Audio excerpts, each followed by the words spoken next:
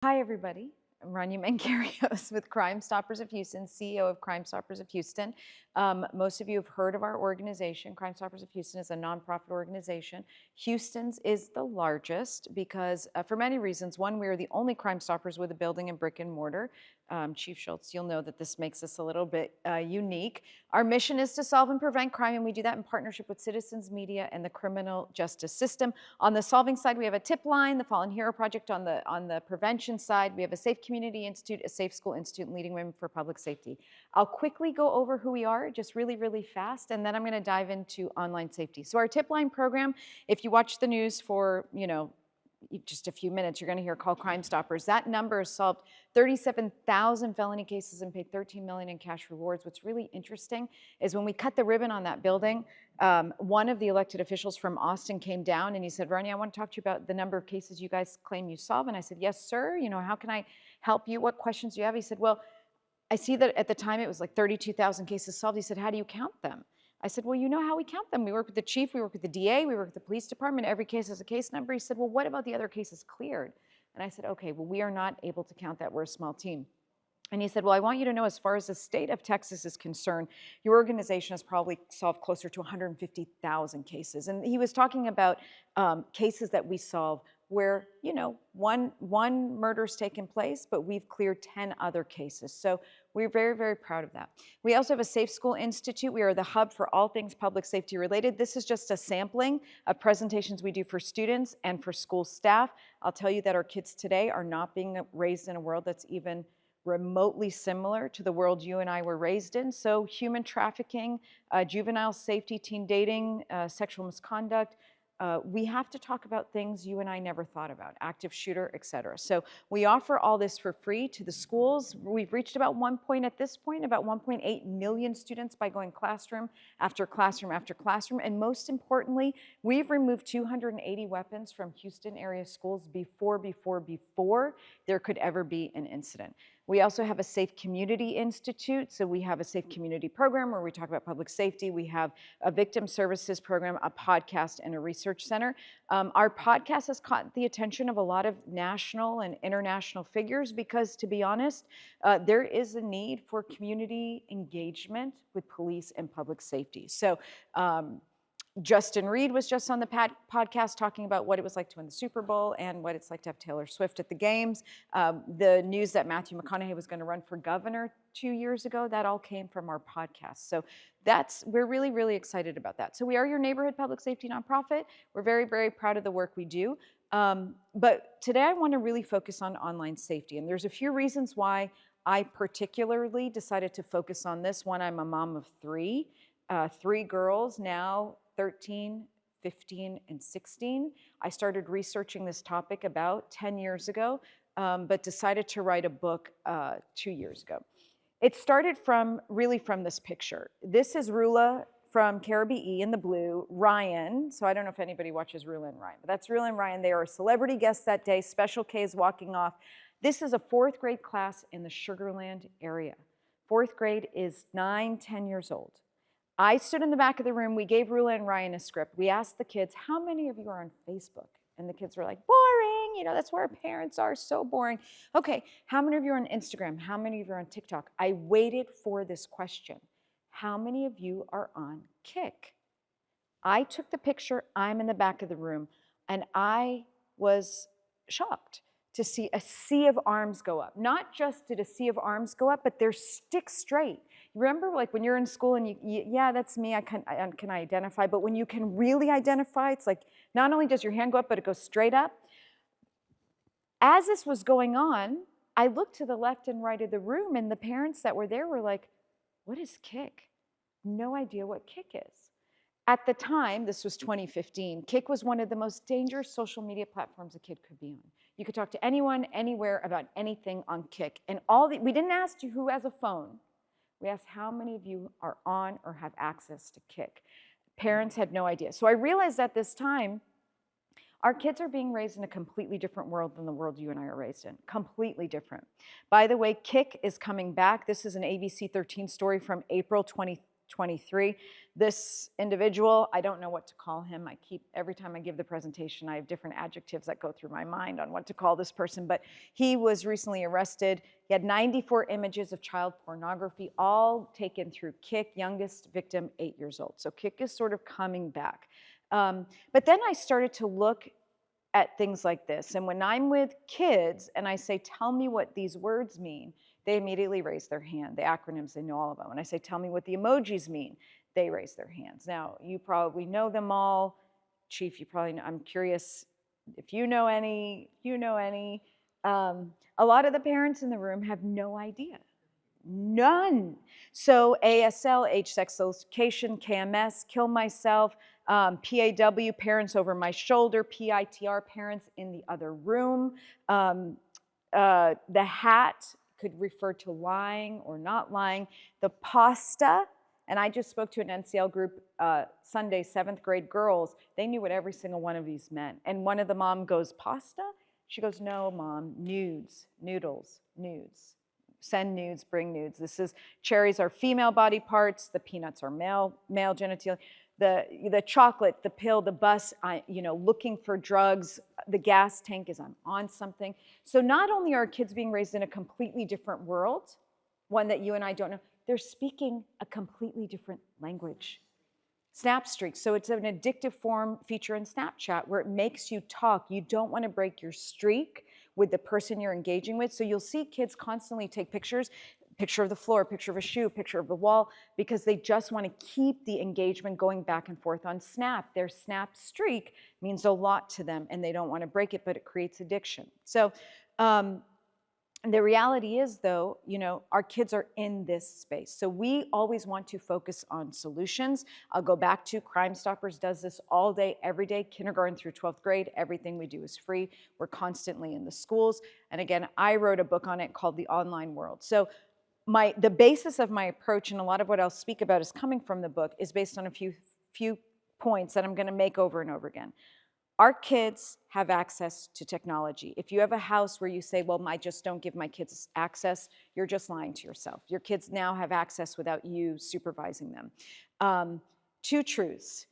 Kids versus parents versus technology is not a fair fight. Our kids will win every single time. Setting this presentation up, both Officer Bogus and I are looking at our kids to help us set this up because they beat us in technology every single time. But here's the other truth. Predators versus kids versus technology is not a fair fight. And predators are going to win 9 times out of 10. If we realize that our kids are in this space, they're going to outsmart us, but they need us when it comes to dealing with dangerous people. I believe we can create a strategy that they will buy into that will keep them safe wherever they go. These are just the big points I'm going to hit today, but I go through them pretty quickly. If you have questions, interrupt me. I really start by saying we've got to have a family plan. I can't tell you how many places I go to. Parents will say, well, we moved specifically to this area for the schools. Oh, well, we went specifically here to go to this private school. Oh, we have a math tutor. We have a strategy in place to get to college. We got a college coach when she was a freshman. And then I say, well, what about plans for online safety? And they say, well, we don't really understand the space. And we have good kids, and they're in a good neighborhood, and they go to a good school. It is time that we all stop and create a family plan around what technology use will look like. It's really, really important that we're realistic, and it's really, really important we get our kids buy-in and we talk to other people that are around our kids. As we develop a family plan, I think you're going to discover that we all tell ourselves and our kids tell ourselves, if we're honest, certain myths. When I was writing the book, here were some of the myths that came up. Parents kept saying, but I've handled this because I'm going to keep my kids off technology. And you're going to hear me say it over and over again. You can't successfully keep your kids off of technology. Kids told me, Mrs. Mankarious, I think you guys over-exaggerated a little bit. Nothing that bad could ever really happen to me. Or the platforms know how old I am. They're going to do what they have to protect me. Well, let's break these down. Keep them safe by keeping them offline. Total farce, not true. Majority of kids are online, and guess what? They are experts at hiding what they're doing from you. They're experts at hiding it. They know, let's go back to my rule, kids versus parents versus technology is not a fair fight. They will win every time. I have talked to some kids who say, my parents got a secure server. They have no idea I went and got myself my own server. I bypass every single thing they do. My parents put screen time limitations. I've already bypassed all of that. My parents don't allow me to have a phone, but so-and-so bought me a phone at school. My parents have no idea I even have it. So we've got to be honest about their access to technology. Continuing the myths, kids will say or parents will say, but nothing that bad could ever really happen online. When I was writing the book, this story was breaking. Laura Berman, Dr. Laura Berman, very famous, sort of Oprah famous, Dr. Phil famous, Today Show famous. She's an 8 times New York Times bestselling author, family therapist, relationship therapist. She has 3 boys living in California during COVID lockdown. COVID lockdown in California was very different than COVID lockdown in Texas. She had her 3 boys. They were going Super Bowl Sunday. She was going to go get hamburgers. They were going to come home and watch the game. Her middle son, Sammy, said, Mom, you know what? I found the internship I want to do this summer. She said, great. When I come home, I want to hear all about it. Dr. Laura Berman, so well loved, so respected, knows everybody. Her kids have every opportunity. They're a very well-knit family, and they know they can probably make anything for Sammy that Sammy wants. They can probably make it happen. Sammy is in a good home. Laura Berman goes home, goes and gets the hamburgers, comes back. They call for Sammy, no answer. Her husband runs up, knocks on the bedroom door, opens the door. Sammy's dead on the floor in his room. Why is Sammy dead on the floor in his room? Because Sammy and his friends, during COVID lockdown in California, were on Snapchat. Hey, who would like a Percocet, Xanax, Tylenol, Adderall? Whatever you want, 15 cents sent to your home. Maybe even the first pill is free. Sammy took a pill, and it was laced with fentanyl, and he died instantly. When I talked to Laura Berman shortly after and her husband Sam, they said, we never in a million years thought anything this bad could happen, especially during lockdown, during COVID lockdown. Sam Chapman, her husband, is now leading the fight against the big tech groups. He's in this room holding Sammy's picture. That's Mark Zuckerberg and all the tech giants.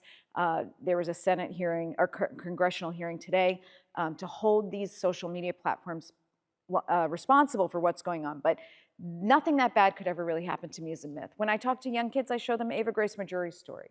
Ava Grace Majuri, 1.2 million followers on TikTok, 57.5 million likes. She's always in an oversized sweatshirt. She's not one of those teens dancing around in a bikini.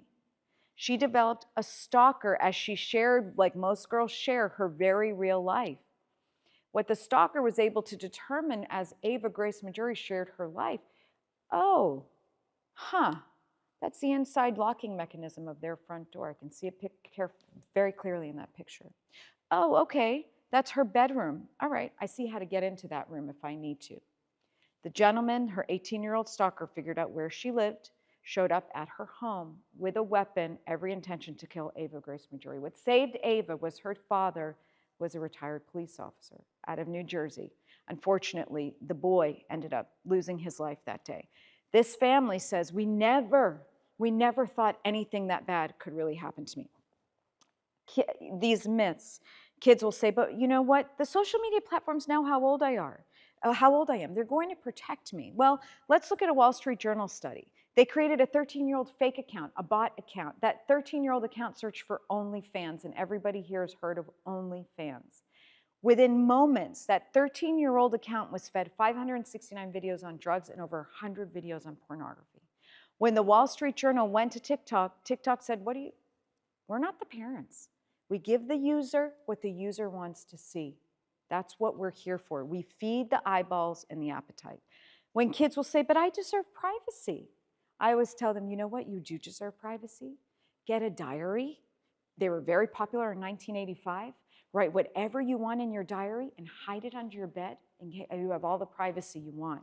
But when you're in the World Wide Web, talking to anyone, anywhere, you don't have an expectation or a right for privacy. But where does this theory come from? And I thought this was fascinating. This is a recent article, 2024, January. Yahoo Finance quotes somebody from Facebook, a former Facebook public policy director, when they're trying to talk about safety and having safety measures put on these social media apps. His comment was, well, I think the question is, how do we do it in a way? How do we protect children in a way that is respective of a kid's right to free expression and their right to privacy. I go back to kids in this space don't have a right nor an expectation to privacy. Kids will say, but I can handle what I see online. That's not true, and we'll talk about it in a second. So I start, especially when I'm talking to kids and parents, I want them to have a family plan. I want them to go through the myths, the lies they tell themselves, and I want them to face reality. The reality is that most kids, all kids, are going to be connected and potentially exposed to anything. If you tell yourself, but I didn't get them a phone, my next question is, well, did you get them an iPad? And usually it's like, oh yeah, they've had an iPad since first grade. Well, here are other ways they connect: a friend's device, a school device. We had one school district that was using Chromebooks. The kids discovered, yes, the Chromebooks are locked. If the kids went into the search engine and typed in punctuation, it connected them to the dark web. So there was no search history, there was nothing to block. It's just the way the Chromebooks were set up. They have Spotify is a new way predators are reaching kids, gaming consoles. Kids connect through a number of ways. And then, of course, we share our children, and I don't blame anybody. My strategy is we are going to use technology, and I do not blame anyone for the choices that they're making. I just want us to think about safety. 92% of kids have an online presence by the time they're 2. Exposure, so connection is a real thing. Exposure is a real thing. You have kids that are purposefully searching for content, good or bad. I had one little girl that really wanted a baby chick for Easter. So she decided to Google, you know, the little yellow baby chicks? She decided to Google pictures of baby chicks. When she Googled baby chicks, she did not see a little yellow chick that she was looking for. So exposure happens on purpose, unintentionally. This next slide are screenshots I took playing a kids block game that was not paid for. You know, you get the ads in the app. The woman is at work. Her boss says, hey, can you babysit my child tonight? She says, oh, yes. Let me get dressed for babysitting. And this is the outfit she chooses. And here she is babysitting. Well, he comes home very impressed with her babysitting abilities and says, let me repay you. Come to my room. And her choice is, what do I do? Do I kiss him or run away? Boss man. Okay?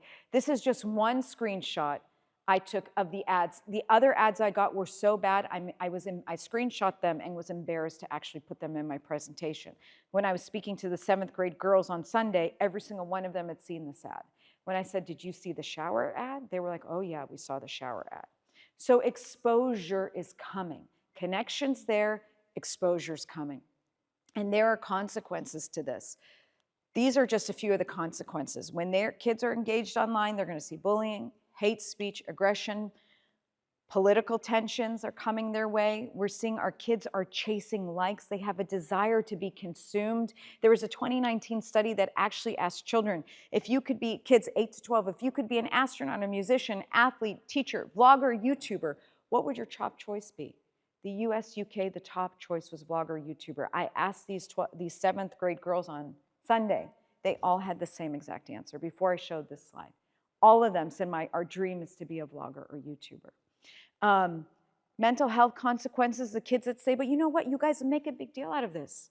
We can handle what we see. No, they cannot. And this is data-driven. Depression, up 56%. Self-harm, almost 190%. Suicidal ideation, suicide. Suicidal ideation is up. You spend 5 hours a day on social media. Now the new numbers say 3 hours. That sounds like a lot of time. It's actually not. You can get to 5 hours very, very, very easily, especially these kids. ChatGPT, AI, it's thwarting their ability to think reasonably. Now you have your kids doing homework. Hey, Siri, it's going to have my phone ding. But, you know, what's 183 divided by blah, blah, blah? Hey, Siri, help me research all the latest trends in blah, blah, blah. Or ChatGPT. This is scientifically proven that the way our kids are forming addictions to technology is doing things from keeping them from being able to think critically. Time online is pruning parts of their brain and impairing their physical development. And they are thinking, you know what, we're able to multitask. We can watch a show and look at Twitter or X and play a game. No, you get distracted quickly. You actually can't focus on any one thing for a really long time. And so these are some of the things we talk to families and kids about. Other dangers, the one I'll point out is the online solicitation of minors went up by 93% during COVID. The appetite for content created by children is going up drastically in this country and across the globe because it sells, which is very, very sad. I always tell kids, you may, based on your family values, be very politically connected already. But I'll talk to young kids and they'll say, well, everybody knows the president, the last president, blah. I say, gosh, when I was your age, I didn't even really know who the president was, but you guys have very strong opinions, and it's up to your family. But we need to understand that young kids are being pulled into extreme silos because people see them as potential voters. People see them as engines to spread messages, to share content. And if it aligns with your family values, that's great. But if it doesn't, a lot of families, parents have no idea that their kids spend a lot of time consuming extreme content and forming extreme opinions. So we talk to kids about, be aware of this. 62% of kids interviewed, tweens, are going on X or Twitter, now X, to get their political, to shape their political opinions. I always tell kids, if there's only 2 things you're going to take away from me speaking to you, this is the first one. For years, we have told kids, please, please, please don't take an inappropriate picture and send it to anyone. Your boyfriend, your girlfriend, your best friend, please, please, please, please don't. But if you do, we never want you to feel like your back is against the wall and you have no choice but to fall into a situation where those pictures are being used against you. But here's the other thing. Extortion, especially amongst boys, is significantly on the rise. Gamers, the average gamer, by the way, is an adult. So boys might think they're playing with other like-minded young boys. They're not. A lot of times they're playing with other adults. And the gamer on the other end will say, hey, Jimmy, send me a picture. Like, what do you look like right now? And Jimmy, not thinking anything, because kids communicate through photos, will send a picture of himself just playing. Jay'll say, don't send me anything weird. Just send me a picture of what you look like right now. Within 20 minutes, sometimes 45 minutes, that picture sent back to Jimmy, manipulated, pornographic, and Jimmy now is extorted for money. We have had kids steal money from families, give all their birthday gift cards. We've had children kill themselves because they do not know how to respond to this situation. So we are telling children, again, please, we don't want you to send an inappropriate photo. But even if you do, we can help you. Organizations like Take It Down at nicmic.org will help take down photos. Even if you sent a benign photo and it's being manipulated and blackmailing you, we will also help you. We never, ever, ever want a young child, anyone, to feel that their backs are up against the wall because they've taken a picture they should or shouldn't have taken and sent it to somebody using it against them. This is such an overwhelming issue. We probably get a call about this every week from a different area school. And again, with boys especially, it seems to be on the rise. Additional risks, so that was one thing I wish kids will take home, if anything. Additional things that we talk to parents about, kids, they make themselves incredibly easy to be found. I don't know why kids have their locations enabled every single place they go, or on Snapchat, Snap Map is enabled, they share their location. Their posting habits, the photo stamps share their location. We encourage kids to remove all that. They are forming addictions to technology. I'll be talking to some kids and the backpacks will be outside and they'll say, well, Miss Mankarious, I'm so sorry. I think my phone is beeping. I'll say, your phone's beeping. Isn't it in the cafeteria?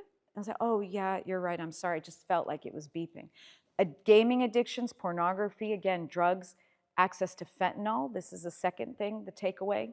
And Chief Schultz, you all could talk about this for hours, and I know you do.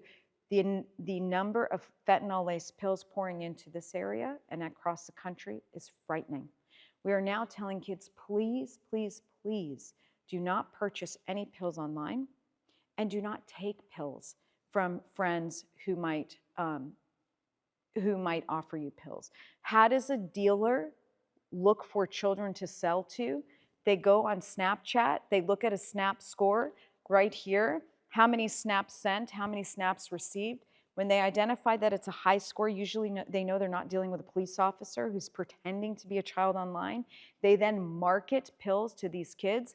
This graph I don't think we'll play because this is now a PDF, but it shows fentanyl by 2021 has outpaced heroin, benzoids, cocaine, meth, in terms of the number of people being killed by one pill or an accidental overdose. This is an alarming issue. Other risks and consequences, kids are forming addictions to pornography. Now when we talk to kids about teen dating violence, they're saying, you know, he turned very aggressive very, very quickly. Well, when a boy is consuming pornography, or even, you know, a girl from a young age, their expectations sexually, especially in a dating environment, is no longer normal. And the girls are feeling this, they are feeling it drastically. We're seeing in older boys sexual aggression, addiction, erectile dysfunction, extortion of kids, again, this desire for nudes, luring of children, because there's an appetite for it.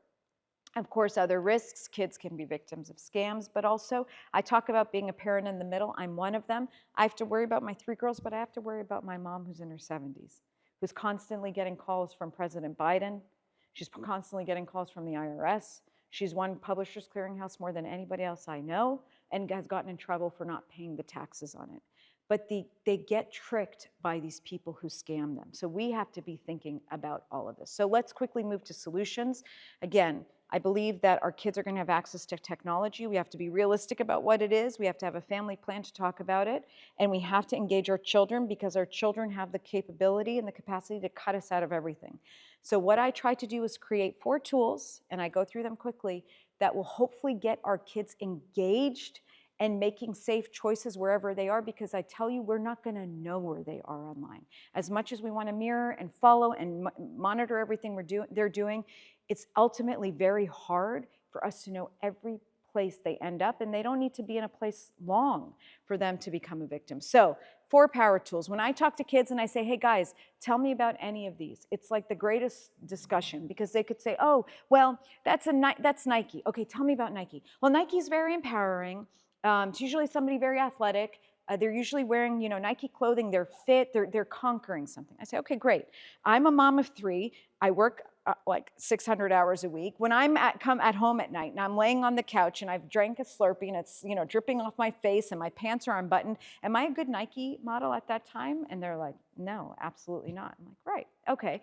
Because Nike knows not only wherever you see that swoosh, wherever you see the word, you're gonna think empowering, you have a person in mind, you know exactly what Nike stands for, wherever you see them, online, on a website, in a printed ad, in a magazine, doesn't matter. They've captured exactly what you're gonna think of them. Well, when you talk to the girls, H&M, Gucci, AV, Abercrombie, fascinating conversations, by the way. The girls could talk to you for 2 hours about it. The boys will say, well, that's Mercedes, it's a car. Okay, talk to me about it. Well, it's usually a successful person and they're driving somewhere and it's really clean and they're dressed well. They're oozing success. I say, okay, well, if I'm doing landscaping, would Mercedes ever use me for an ad where I have like dirty overalls and dirty nails and mulch everywhere and I'm throwing a bag of, you know, soot, mulch, soil, plants into a Mercedes? Absolutely not.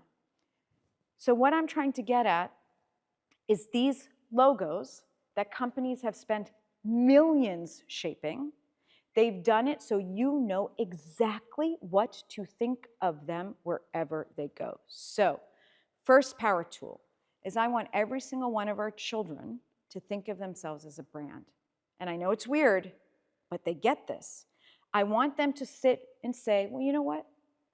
Why am I online? And what is my message? And by the way, this conversation is going to change through time. Why am I in this space? Gaming, chatting, posting, not posting on X. Why am I there and what is my message? Because whatever I put out into the world is sort of branding me and creating an image. And I want to turn it from this crazy gray space to a very tangible black and white. When I was writing the book, I asked kids, 100 kids, 12 to 25, do you think people form opinions of you based on what you post, comment, like, or share? And they said, no, I just post anything. I comment on it. If my boyfriend did, my girlfriend did, I like it, I share it, I post it. I said, okay. I said, do you form opinions of others based on what they post, comment, like, or share? Oh yeah, all day. We each have a digital fingerprint. It is our brand. Like it or not, it is there. And people form opinions of us based on how we engage and show up online. Just like companies have poured millions of dollars into tightening an ironclad brand that protects them, I want our kids to do the same, and they can do it. It is not hard to do. Now, when I'm with kids, I say, look, in every situation, I don't care if it's a chat room I know about or don't know about, a game I know about, don't know about, social media account I know about or don't know about. In every situation, you are a participant, you're an enabler, you're a bystander, or you're a disruptor. You're the person doing something, you're the enabler, you're encouraging something, you're just being quiet, or you're a disruptor. So what does it mean? If you show this and this was a great experiment on Sunday, I do this all the time. These three girls, are we model pretty, popular pretty, or natural pretty? We read the comments together. Pretty desperate, use me as a cringe button. What kind of pick-me trend is this? About to call me a racial slur pretty, pick me pretty? What do all those comments say? These are bullies, okay? What about all the people that liked it? They're enablers. I could go on any one of these and click the likes and see what type of enabler was approving such a bullying comment, or what type of poster, the person who made the post, the participant, I'm forming an opinion about that person. The kids, we said, look, would you ever think that in Houston, Texas, we've pulled this slide and now we're all talking about it? Your digital fingerprint is there forever. The posts you make matter. And in every situation, you are a participant, an enabler, a bystander, a disruptor. This is so fascinating to do with kids. I'm going to switch. What does a disruptor look like? Charlie D'Amelio, Selena Gomez saying, stop being mean. Stop. It's not what I stand for. You know, you can be a disruptor online. You can be a disruptor in school. Just give somebody who's being bullied a pat on the back. You can be kind. You can post a positive message in a mean space.